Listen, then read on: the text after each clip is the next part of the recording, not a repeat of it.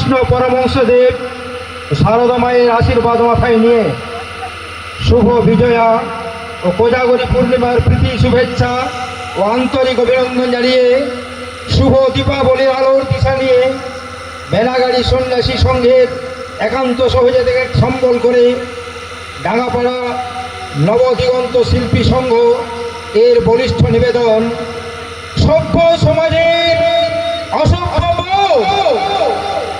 রচনা রাজু টিকাই, সম্পাদনা প্রীতিশ কুণ্ডু, নির্দেশনা অদ্বৈত কুণ্ডু, কণ্ঠ নির্মাণ শান্তনু কুণ্ডু, গীত সংকলন বিচিত্র কুণ্ডু। শুরু করছি আজকের এই মুহূর্তের পালা প্রযোজনা। আধুনিকতার বেড়া জালে গণচেতনার ঢেউ, তবু আজ বলছে শাশুড়ি সভ্য সমাজের অসভ্য বউ, সভ্য সমাজের অসভ্য বউ।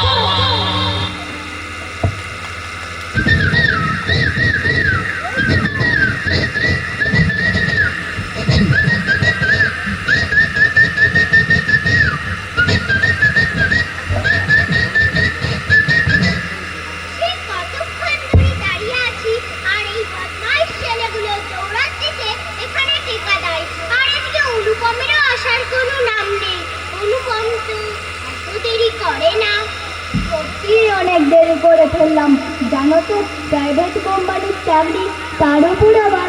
না না, আমি তা বলছি না, আমি ভাবছিলাম কোনো বিপদ টিপদ।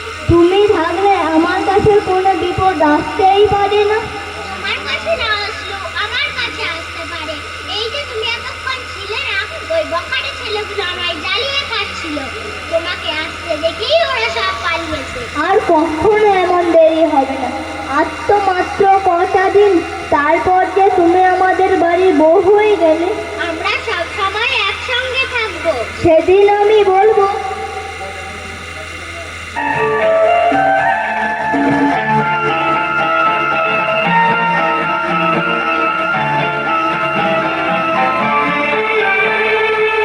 দুঃখ যদি জীবনে কখনো আসে, রইব দুজনে সেদিন পাশে পাশে।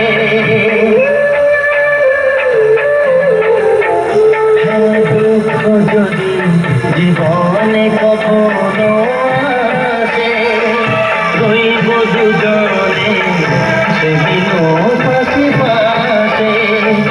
দুঃখকে জয় মোরা করব, একই সুরে দুজনেই গাইব। তুমি যে আমার,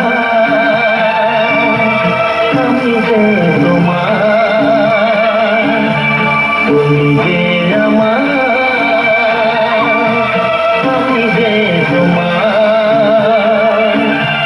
তুমি যে আমার, আমি যে। এরপর অনেক দিন পেরিয়ে গেছে।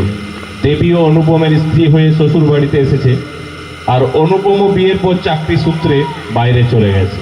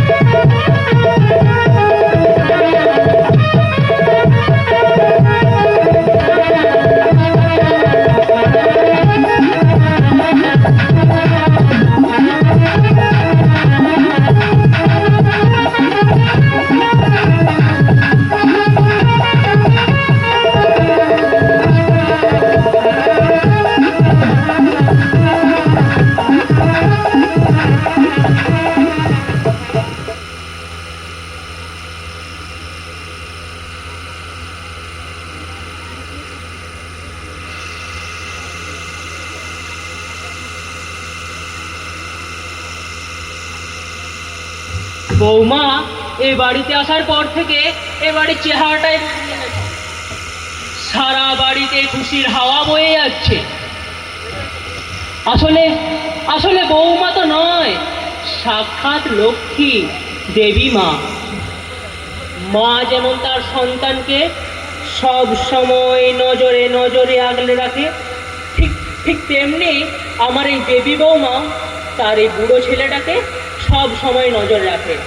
হয়তো হয়তো বৌমা এক্ষুনি এসে বলবে। আপনার ওষুধ খাওয়ার সময় হয়ে গেছে। প্লিজ বাবা, ওষুধটা খেয়ে নিন। দাও মা দাও, খাইয়ে দাও মা।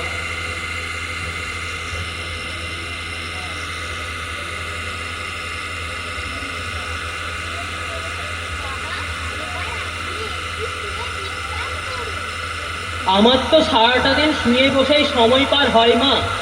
এই সভ্য সমাজের বুকে বাংলার ঘরে ঘরে আজ যদি তোমার মতো বৌমা থাকতো, তাহলে প্রতিটা সংসারই সুখের আলোয় ভরে উঠত। বাবা, আপনি আমাকে আশীর্বাদ করুন। তোমার দুঃখটা আমি বুঝি মা, কিন্তু কিন্তু আমি যে কিছুই করতে পারি না। শোনো মা শোনো, জীবনে চলার পথে অনেক কাটা বিছানো পথ তোমাকে মারিয়ে চলতে হবে। অনেক বাধা বিপত্তি আসবে, আর আসবে অনেক অনেক যন্ত্রণা। কিন্তু কোনোদিন তুমি তোমার ওই সেবা পরায়ণ মাতৃরূপকে কোনো কিছুর বিনিময়ে বিসর্জন দিও না। তোমার জীবন সংগ্রাম হবে আদর্শকে পাথেয় করে সত্য প্রতিষ্ঠার জন্য।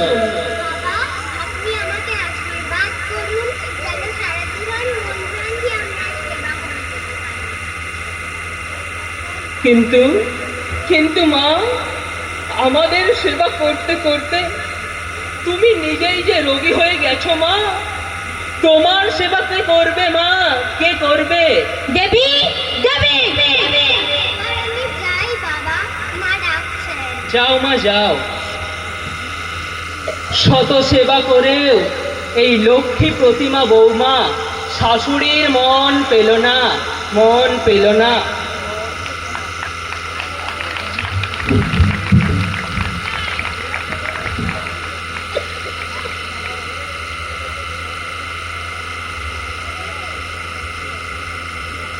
পাইনি, আমি পাইনি। কোন সকাল থেকে খাবারের জন্য এক গ্লাস জল চাইছি, নাই মরে যাচ্ছি, তবু আমি এক গ্লাস জল আর পাইনি। পাবোই বা কি করে? ওই বউটা বুড়ো শ্বশুরটার সঙ্গে সারাক্ষণ গুজুর গুজুর ফুচুর ফুচুর ফুচুর ফুচুর গুজুর গুজুর করেই চলেছে। কিসের যে এত কথা? অসুখ অসুখ আজ আমি আমি এসে গেছি মা। বলি এতক্ষণ ধরে ওই শ্বশুর বউ মিলে কি আমার নামে নিন্দে করা হচ্ছিল? সে তুমি যতই নিন্দে করো, আজ আমি তোমাকে আজ ছাড়ছি না। বলি বলি বাড়ির কাজগুলো কে করবে? আর রান্নায় কে বসাবে? আমি। সে গুড়ে বালি। বলি বলি বলি ছেলের বিয়েটা কি আমি এমনি এমনি দিয়েছি? আমি পায়ের উপর পা তুলে বসে থাকবো? বাড়ির সব কাজ করবি তুই। আমি তো সব কাজ করি মা। বাসন ধুয়েছিস, হ্যাঁ মা, ঘর ঝাড় দিয়েছিস, দরকার দিয়েছি মা। আমার বাসি কাপড়গুলো কে ধোবে? আর রান্নায় কে বসাবে? আমি। বাবাকে ওষুধ খাইয়ে এই মাত্র এলাম, আমি ভাত বসাবো মা। আমি ভাত বসাবো মা। বলি দুপুর গড়িয়ে যে বিকেল হতে গেল, সেদিকে তোর খেয়াল আছে? এখন তো সবে মাত্র 8টা বাজে, আমি বেলা 12টার মধ্যেই ভাত রান্না শেষ করতে পারবো। আমার মুখে মুখে তর্ক, ওই মুখ আমি তোর ভেঙে দেবো। আপনাকে ওষুধটা খাইয়ে দিই, সময় পেরিয়ে যাচ্ছে। আমি ওষুধ সঙ্গে করেই এনেছি। দে দে ওষুধটা দে।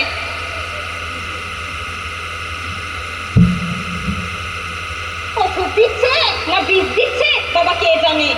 এমন করে বলবেন না মা। কি তেতো! এই রাক্ষসী, এই ডাইনিটা আমায় মেরে ফেললো গো। অসভ্য বউ একটা। মা, ডাক্তারবাবু বলেছেন এই ওষুধটা একটু তেতো, এটা খেলেই আপনি তাড়াতাড়ি সুস্থ হয়ে হয়ে যাবে। আজ আমি তোকে মেরে ফেলবো। তুমি আর কত অত্যাচার করবে? ও আমাদের দুজন অসুস্থ মানুষের সেবা করে, ঘরের সমস্ত কাজ করে, ও একা হাতে একটা গোটা সংসার সামলাচ্ছে। মার মার তুই, মার মার। এই তথাকথিত সভ্য সমাজের বুকে, এই শাশুড়ির চোখে অসভ্য বৌমা দেবী, আজ তুমি তোমার ওই নারী হৃদয়ের সেবা পরায়ণ মাতৃরূপকে ওই হৃদয়ের অন্তঃস্থলে লুকিয়ে রেখে ওই হৃদয়ে লুকিয়ে থাকা দানব তরুণী কলনীকে বের করো।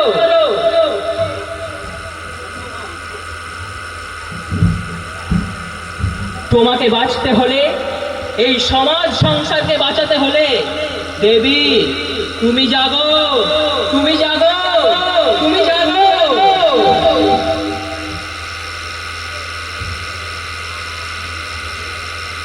জাগো,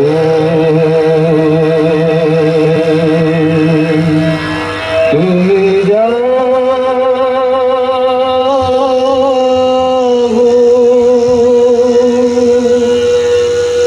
জাগো দুর্গা, জাগো দশ প্রহরণ ধারিণী, অভয় শক্তি বলপ্রদায়িনী, তুমি জাগো, জাগো, তুমি জাগো, জননী বদনা অজরা অচরা। या देवी सर्वभूतेषु शक्तिरूपेण संस्थिता नमस्तस्यै नमस्तस्यै नमस्तस्यै नमो नमः। या देवी सर्वभूतेषु मातृरूपेण संस्थिता नमस्तस्यै नमस्तस्यै नमस्तस्यै नमो नमः।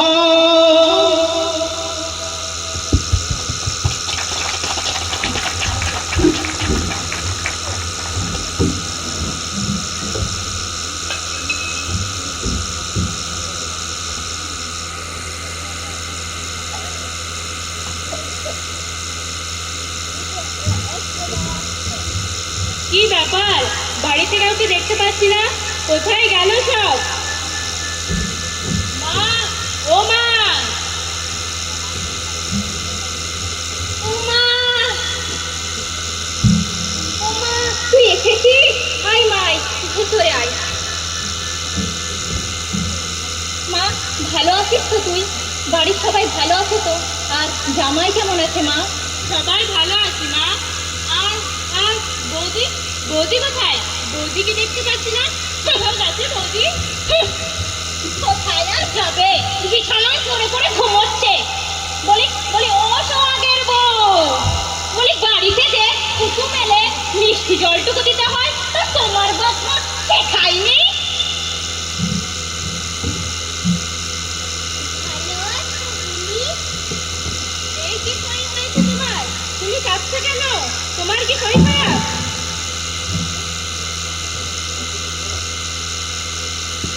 তোমার যে খুব জ্বর। ওসব জ্বর না ঢং, সে তো ঘুমাবার ঠান্ডা। না মা, তুমি এখানে কি কথা বলছো? তুমি বৌদির কপালে একটিবারও হাত দিয়ে দেখেছো? বৌদির সত্যি জ্বর কিনা? ওসব কাজ না করাই সব। ভালো করে শুনে রাখ, আমি বাসনও মানবো না, আর ঘরের কাজও করবো না, আর রান্নাও করবো না। বাড়ির সব তুই একা। সব কাজ করবে তোমাদের বৌমা, আমার স্ত্রী দেবী। অসম্ভব, বৌদির যে শরীর খারাপ তা খেয়াল রেখেছো?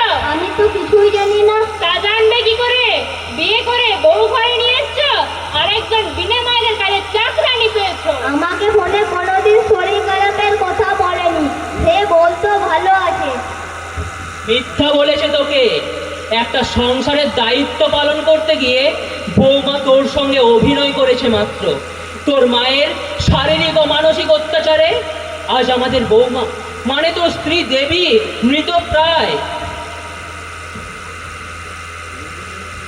তুমি তো আমাকে কোনোদিন শরীর খারাপের কথা বলনি। তোমাকে কাজের সূত্রে বাড়ির থেকে অনেক দূরে থাকতে হয়, আর আমার শরীর খারাপের কথা বলে তোমার দুঃখটা বাড়ায়নি গো।